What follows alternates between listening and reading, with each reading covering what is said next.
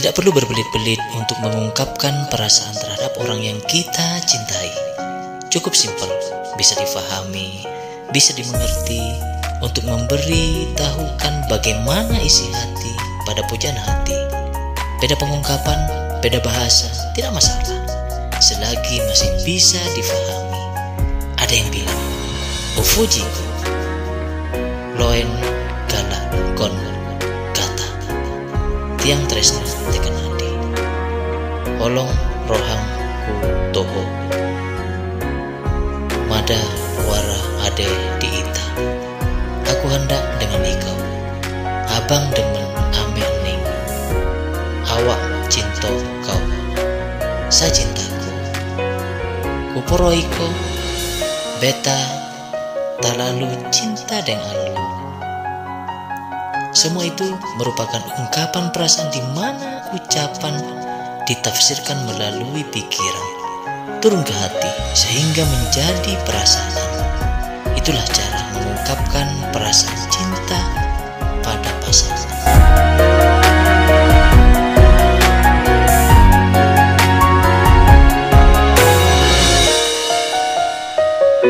Ada ungkapan, yang tulus kalah sama yang mulus. Zaman sekarang beda dengan zaman dulu. Sekarang kalau kita lihat yang mulus, putih, bersih, halus, kencang, cerah, hampir sempurna, pasti kita tertarik melihat hal yang mulus karena terlihat oleh mata.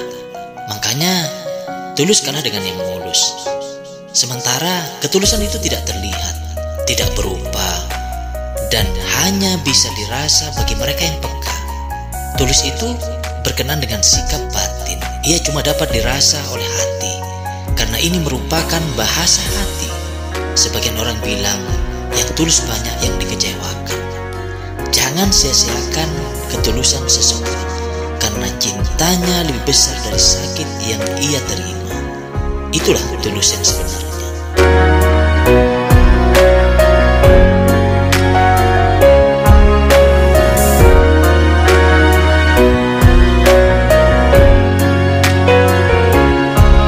Ketika kita mampu menerima perbedaan, baik itu suku, ras, adat istiadat, agama, atau keyakinan dengan orang atau kelompok, berarti kita menjunjung tinggi kerukunan antar sesama. Saling menghargai, toleransi antar umat beragama, saling tenggang rasa, saling mengasihi, baik dalam keluarga, tempat kerja, sekolah, maupun di lingkungan masyarakat sekitar. Ini akan mempererat tali persahabatan antar sesama dan bisa menciptakan kedamaian dan ketentraman, aman dan damai. Hidup rukun mempererat ikatan persahabatan.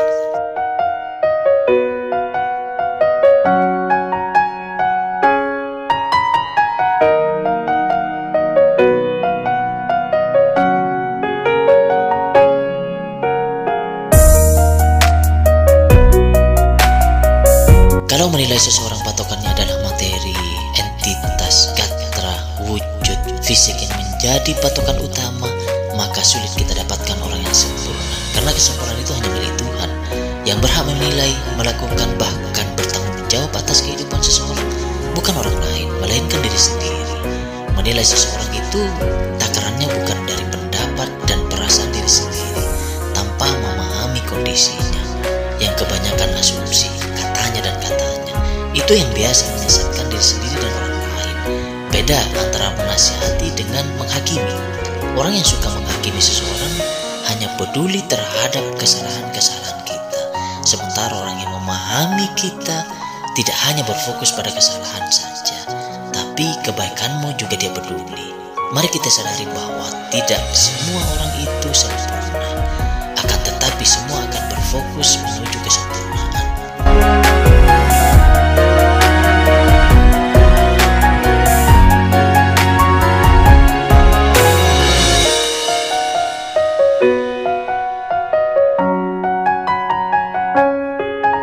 Kita sering terjebak dengan kenangan-kenangan masa lalu, entah itu menyenangkan maupun tidak menyenangkan.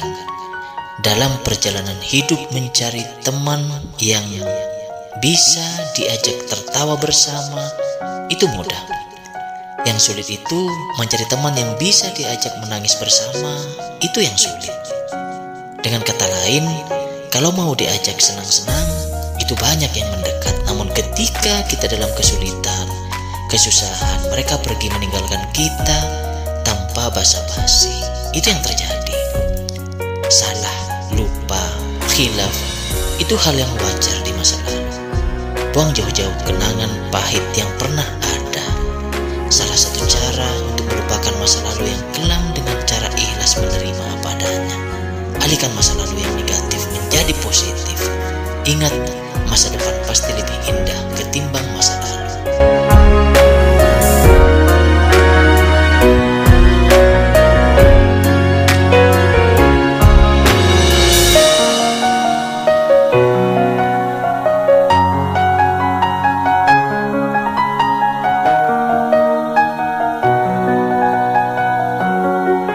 Tiap perjuangan yang kamu lakukan pasti ada hasilnya. Tiap usaha yang kamu jalani pasti ada berkahnya. Tiap kompetisi yang kamu lakukan tidak akan sia-sia. Paling tidak untuk melatih kedewasaan dalam menata diri menjadi tangguh dari waktu ke waktu. Ketika kamu di atas sedang naik daun, kendalikan kekuatanmu, kendalikan kekuasaanmu, kendalikan kepintaranmu. Kualitas seseorang bukan dari apa yang dia katakan, melainkan dari ucapan yang dia lakukan dan dia dikerjakan. Jadilah inspirasi untuk semua orang agar hidup lebih bermakna.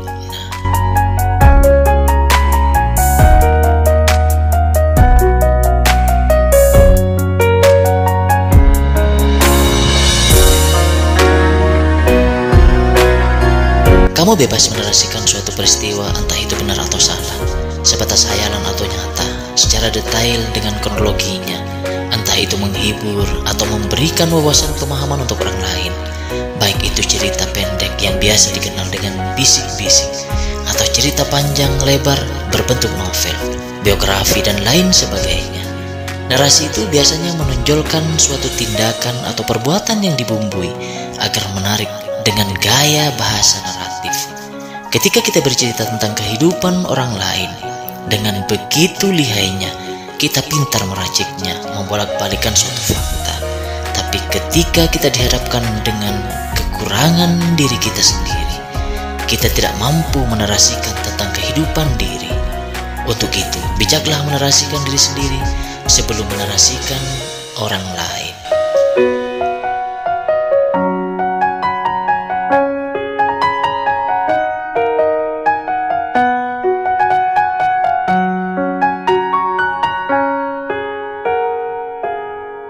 Sebagai manusia, kita merupakan makhluk Tuhan yang paling sempurna karena memiliki tri pramana. Jadi kita patut untuk selalu bersyukur. Hidup itu bukan masalah banyak atau sedikitnya berkat yang kita terima, tetapi sejauh mana kita bisa menikmati pencapaian yang telah kita dapatkan. Menikmati hidup yang sebenarnya itu ketika kita bisa bersyukur. Sekecil apapun yang kita terima, kalau pandai bersyukur pasti merasa nikmat. Rasa senang dan susah akan selalu terus bergulir. Roda kehidupan selalu berputar, tidak perlu mengeluh dan selalu merasa kurang. Marilah kita selalu melatih diri agar selalu bersyukur, menerima sebagaimana apa adanya, dan selalu mengucapkan syukur atas apa yang telah didapatkan.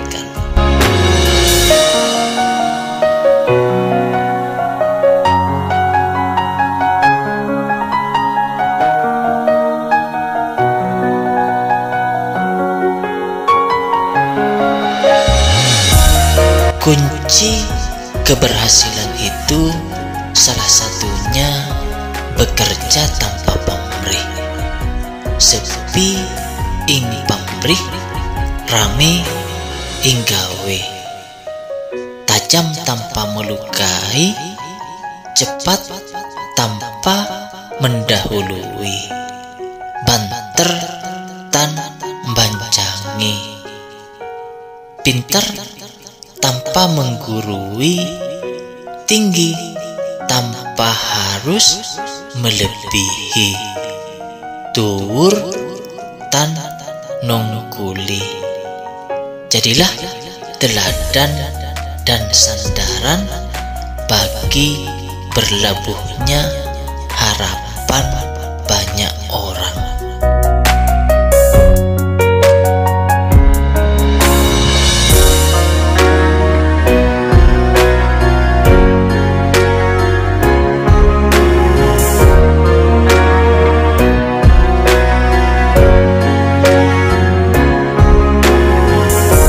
Katanya benci, kesal, hampa, kecewa. Nyatanya masih sayang, masih cinta, masih rindu, masih suka. Katanya lelah, penat, letih, lesu, capek. Nyatanya tumbuh, mudah, bugar. Katanya sudah menolak, tidak mau, sudah ogah. Nyatanya masih mau, masih berharap.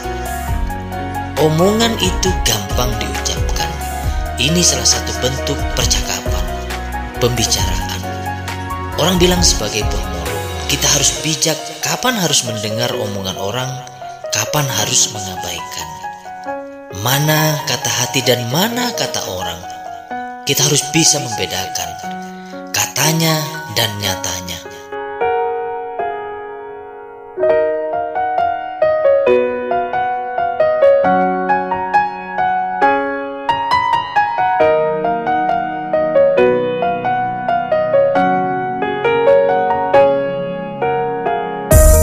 Kadang saya bingung, ada pekerjaan mengeluh, tidak ada pekerjaan juga mengeluh. Namanya bekerja, ya pasti lelah. Hampir semua orang merasakan yang namanya lelah. Kadang bosan, jenuh, sering muncul di dalam diri kita. Coba ingat bahwa kamu punya beban tanggung jawab untuk menafkahi anak istri atau keluarga. Pasti semangat. Mengeluh, pekerjaan akan semakin berat. Seberat apapun pekerjaanmu akan terasa ringan jika dikerjakan dengan ikhlas. Mestinya kamu bersyukur masih punya pekerjaan. Tanamkan dalam hati, saya kerja keras karena saya sadar bukan anak orang kaya. Zaman sekarang modal tampang saja tidak cukup. Mencari pekerjaan lebih sulit daripada melakukan pekerjaan.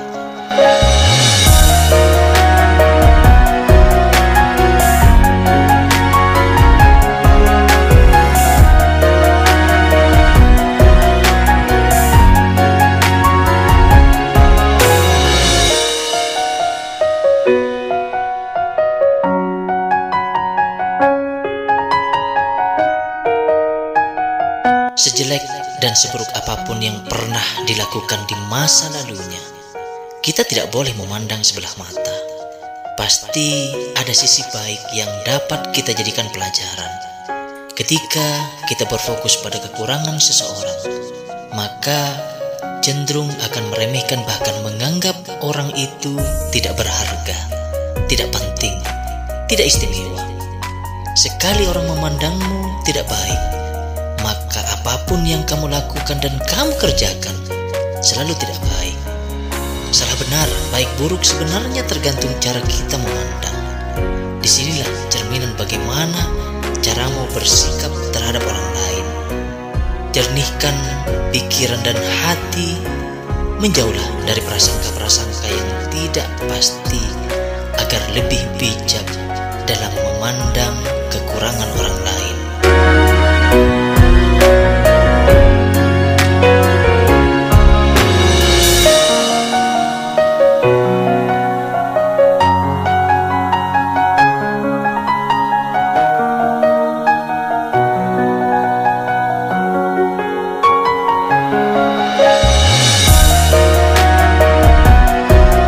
Maunya langsung ada, maunya langsung jadi, maunya semuanya beres.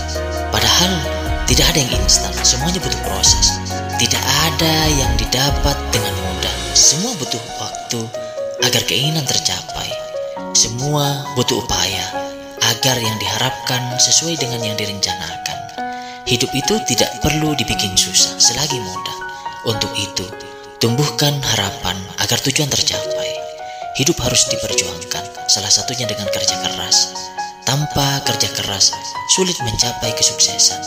Imbangi dengan kerja cerdas. Tidak ada yang instan. Semuanya butuh proses dan perjuangan. Tidak perlu terlalu kagum dengan hal yang instan. Biasanya yang instan tidak abadi. Jangan menyampingkan nilai proses yang ada demi sesuatu yang instan.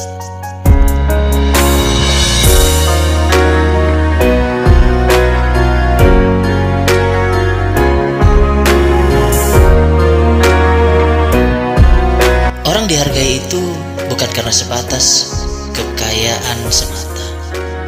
Memiliki budi luhur juga bisa dihargai. Diawali pola pikir yang bagus, mana dalam kesederhanaan pun kita juga dihargai. Bicara masalah hidup sederhana, berarti kita dituntut menyederhanakan hidup, terutama gaya hidup. Perilaku harus sesuai dengan kondisi yang sesungguhnya. Tidak usah neko-neko sesuai dengan kemampuan. Yang penting kebutuhan utama terpenuhi, tempat tinggal yang layak, makan makanan bergizi, pendidikan dan kesehatan terpenuhi. Saya rasa itu sudah cukup. Hidup sederhana akan menciptakan keseimbangan hidup, agar kita lebih sabar, tidak berharap apa yang bukan menjadi haknya, dan tetap menerima apa adanya. Itulah hidup sederhana.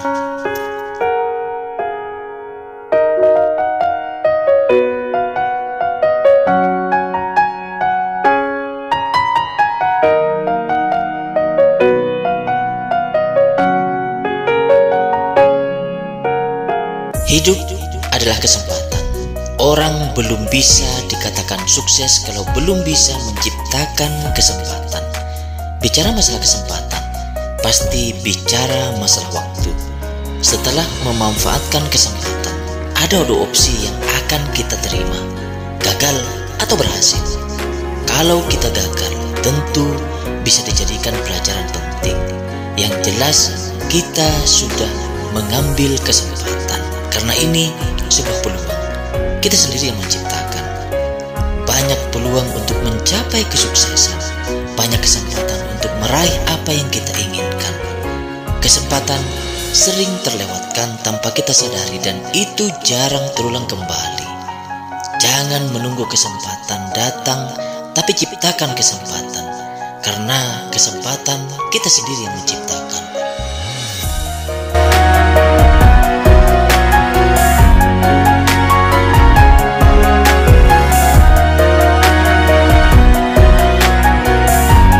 Terima kasih Bapak dan Ibu Guru, karena dengan bimbingan kalian aku bisa menjadi yang terbaik hari ini.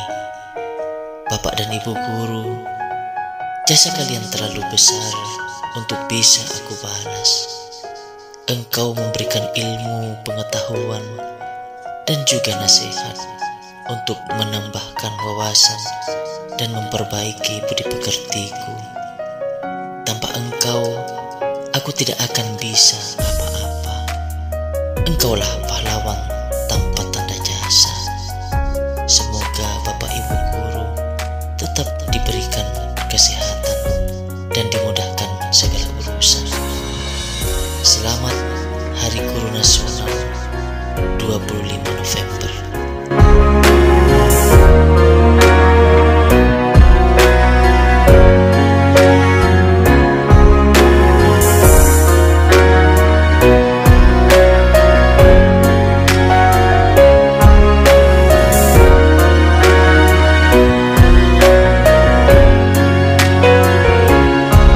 Ilmu pengetahuan merupakan kesadaran diri terhadap fenomena alam, baik skala dan niskala, yang diabstraksikan menjadi konsep variabel, dipelajari menjadi proporsi yang sifatnya berbentuk hipotesis. Karena ilmu tanpa agama buta, sedangkan agama tanpa ilmu pengetahuan tidak akan membawa kemajuan peradaban. Artinya apa? Di sini ada dualitas beroposisi biner yang mesti kita fahami secara simultan. Pentingnya agama untuk melambari ilmu pengetahuan dan perlunya ilmu dalam pengamalan agama. Ketika kita dididik dengan baik, maka harus ditunjang dengan etika atau agama. Ini yang akan saling melengkapi. Di hari yang suci ini, saya mengucapkan selamat Hari Raya Suci Saraswati. Semoga ilmu pengetahuan selalu membawa kita dalam kebaikan.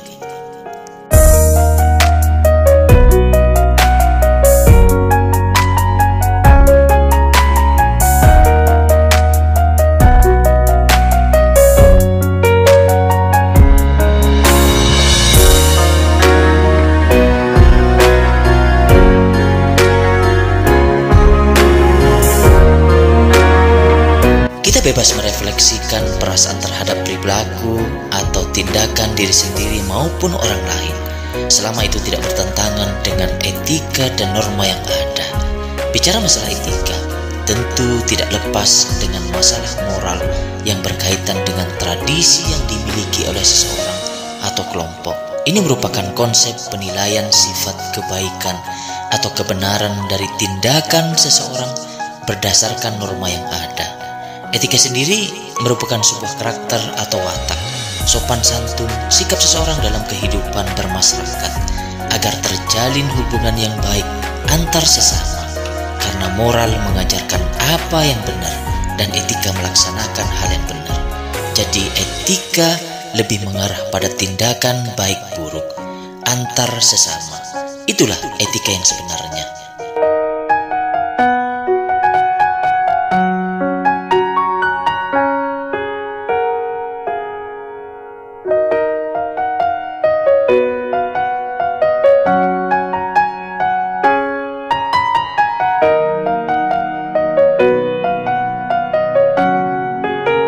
Yang membuat kamu senang dan kecewa itu sebenarnya ekspektasimu yang berlebihan, tidak sesuai dengan yang kamu harapkan. Harapan merupakan suatu yang kita inginkan tercapai, biasanya dijadikan sugesti dan dijalani agar terwujud. Kalau sifatnya keinginan pribadi lebih bersifat egosentris, disebut ekspektasi. Sementara harapan biasanya lebih mengarah ke hal yang lebih luas, dimulai dari diri sendiri, kepentingan orang lain, dan efeknya berdampak ke lingkungan sekitar. Cara mengelola ekspektasi agar kita tidak kecewa, kita harus menerima kenyataan hidup, berpikir secara jernih, selalu memaafkan diri sendiri dan tidak perlu memaksakan keinginan, dan harus sabar apapun yang terjadi agar ekspektasi itu menjadi kenyataan, bukan sebatas hayalan atau sekedar mimpi yang tidak nyata atau sebatas halusinasi semata.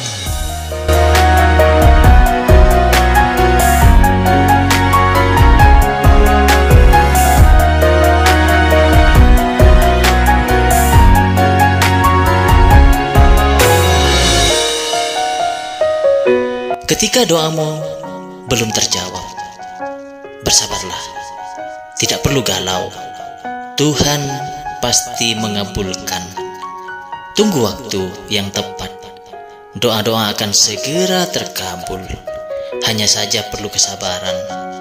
Teguhkan hati, yakinkan diri bahwa setiap doa pasti didengar. Tuhan selalu lebih mengerti keinginan kita daripada keinginan kita sendiri. Ini yang biasanya tidak kita sadari.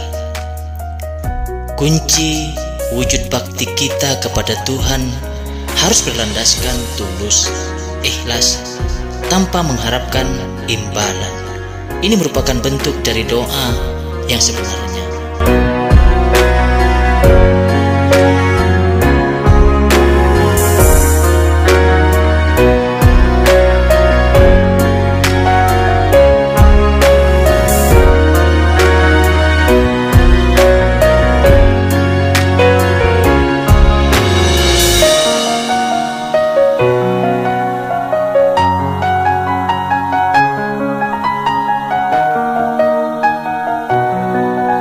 Dewasa yang sebenarnya itu ketika kita belajar bertanggung jawab pada diri sendiri, selalu introspeksi diri.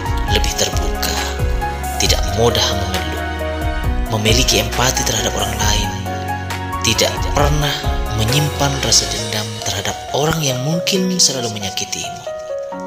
Ketika kita dituntut untuk selalu menjadi dewasa, maka kita akan dipaksa menurunkan ego, dipaksa melakukan komunikasi dengan baik antar sesama, dipaksa menerima perbedaan, tidak lain hanya untuk mencari jati diri agar lebih dewasa, baik secara fisik, intelektual, emosional, sosial, moral, dan spiritual. Itulah dewasa yang sebenarnya dalam identitas diri.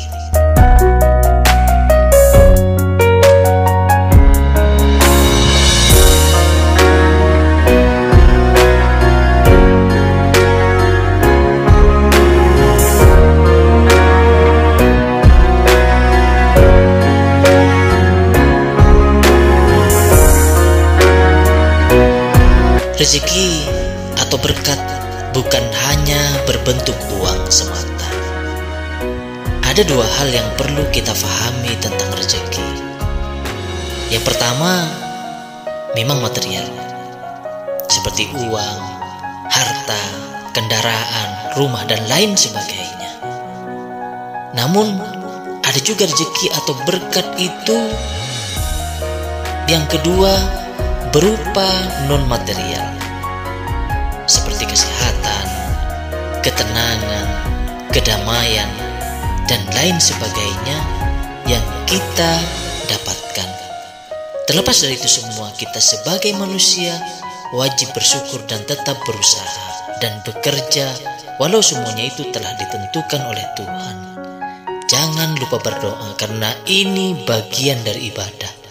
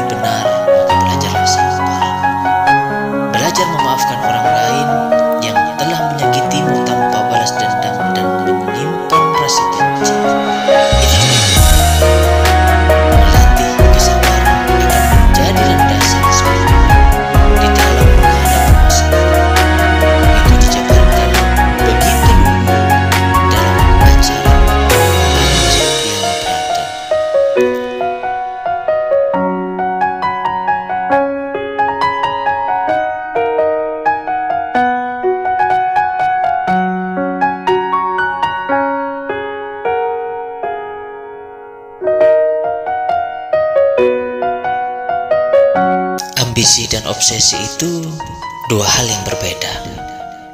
Jangan dipaksakan keinginanmu untuk mencapai suatu impian bila tidak sanggup, kalau itu bukan keharusan. Apalagi sebatas obsesi, cita-cita dan keinginan yang berlebihan di luar batas kemampuan kita. Mencapai tujuan itu tidak harus dipaksakan kalau tidak memiliki tujuan hidup yang jelas, apalagi sebatas ikut-ikutan. Ambisi itu bukan hanya tentang bagaimana kita meraih impian, akan tetapi bagaimana menjaga komitmen agar tujuan itu tercapai. Mari kita bijak membedakan antara ambisi dengan obsesi.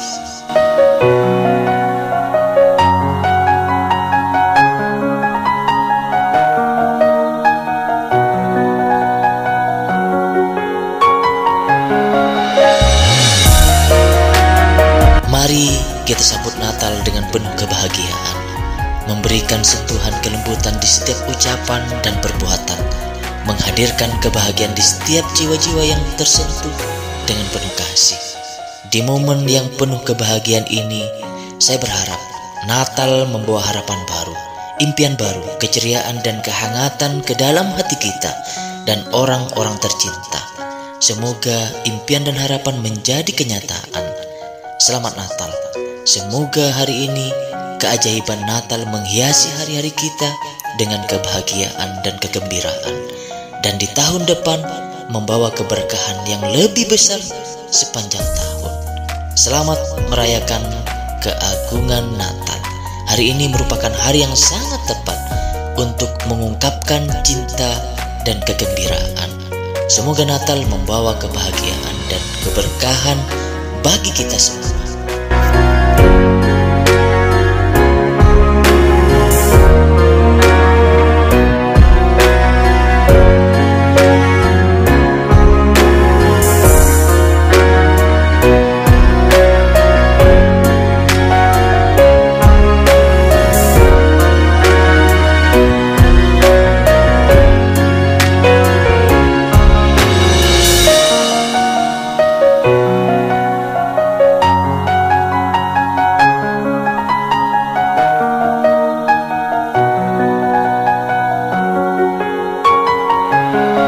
Selamat tinggal 2023. Di akhir tahun ini bukan berarti semuanya selesai. Masih banyak yang harus dibenahi. Apa kekurangan di masa lalu? Jadikan pelajaran agar di tahun depan meninggalkan jejak kebahagiaan. Selamat tinggal 2023 yang selalu menjadi kenangan. Masa depan selalu menanti, butuh perjuangan. Selamat datang 2024. Di tahun ini tentunya banyak harapan baru, tujuan baru, pemikiran baru, menjadi tahun penuh kebahagiaan, kesenangan, kesuksesan, kesehatan. Semoga tahun baru banyak kebahagiaan yang mengisi hidup kita. Kedamaian selalu ada dalam diri kita, keluarga kita, teman kita. Biarlah masa lalu menjadi kenangan, karena masa depan masih menanti kita dengan harapan baru untuk melangkah lebih baik.